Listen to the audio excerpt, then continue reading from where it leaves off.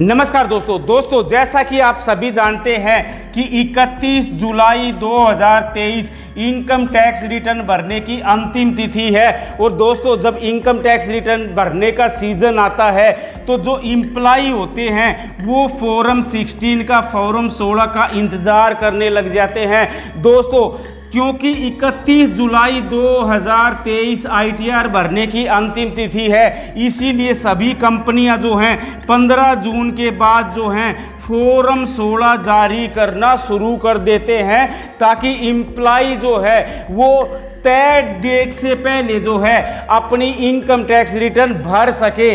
दोस्तों फॉर्म 16 जो है वो कंपनी प्रोवाइड करवाती है अपने इम्प्लाई को, और उसमें जो है डिटेल होती है कि आपको सैलरी से कितनी इनकम हुई है, आपका TDS कितना बनता है, आपकी टैक्स लायबिलिटी कितनी बनती है। दोस्तों अगर आपने बीच में कंपनी बदली है तो फॉर्म 16 जो है अपनी पुरानी कंपनी से भी लेना होगा।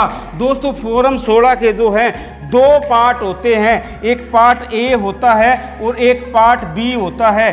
दोस्तों पार्ट ए जो होता है उसमें जो इम्प्लायर है उसका पैन नंबर क्या है, पैन नंबर क्या है, जो इम्प्लॉयर है उसका नाम क्या है, इम्प्लाई का नाम क्या है, इम्प्लॉई का पैन नंबर क्या है, और दोस्तों आपका कितना TDS जो है वो डिटेक्ट हुआ है, कितना TDS जो है डिपॉजिट हुआ है, ये सब डिटेल जो है फॉर्म 16A में होती है, पार्ट 16A में होती है। और दोस्तों अगर आपने जो है बीच में कंपनी बदली है या छोड़ी है किसी भी फाइनेंशियल ईयर में, तो आपको जो है दोनों कंपनियों से फॉर्म A जो है वो लेना होगा।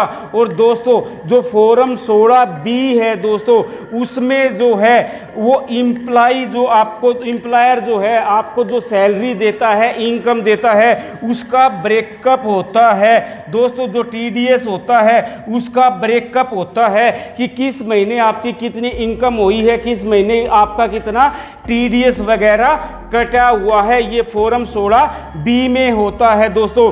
तो दोस्तों फॉर्म 16A में जो है इम्प्लायर की डिटेल होती है, इम्प्लाई की डिटेल होती है, और फॉर्म 16B में जो है आपकी जो इनकम है, आपका जो टैक्स लायबिलिटी है, आपका जो TDS डिडक्ट हुआ है या डिपॉजिट हुआ है, उस सब की डिटेल होती है। तो दोस्तों दो पार्ट होते हैं A और B। A में डिटेल होती है, B में जो है ब्रेकअप होता है, इनकम और एक्सपेंडिचर का मतलब TDS वगैरह का ब्रेकअप होता है। दोस्तों बीच में अगर आप छोड़ते हो तो आपको दोनों कंपनियों से जो है वो फॉर्म 16A और फॉर्म 16B भी लेना पड़ेगा। दोस्तों बहुत से कंपनी जब हम चेंज करते हैं तो बहुत से एम्प्लॉयर हमें जो है कंपनी चेंज करते समय ही फॉर्म 16 दे देते हैं। और दोस्तों जो फॉर्म 16A भी जब आ जाता है, फॉर्म 16A हमारे पास आ जाता है दोस्तों, फॉर्म 16 में हमें जो है दोनों पार्ट देखने चाहिए कि कहीं कोई गलती तो नहीं हुई है। जो सैलरी का ब्रेकअप है, TDS का ब्रेकअप है,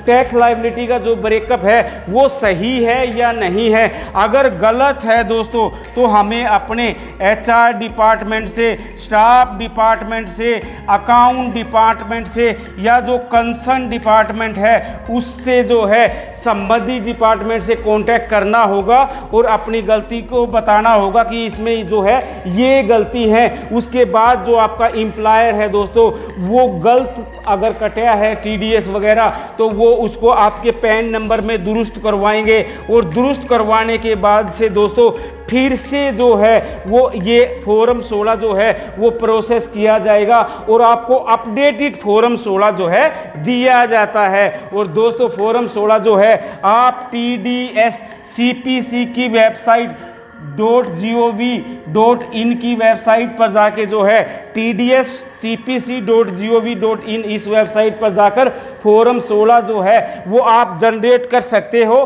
फॉर्म 16 डाउनलोड कर सकते हो। तो दोस्तों आशा है ये वीडियो आपको पसंद आया होगा तो चैनल को लाइक कर दो, शेयर कर दो, सब्सक्राइब कर दो, क्योंकि जहाँ वित्त है वहाँ वित्त कुंड है। ओम वित्ताय नमः।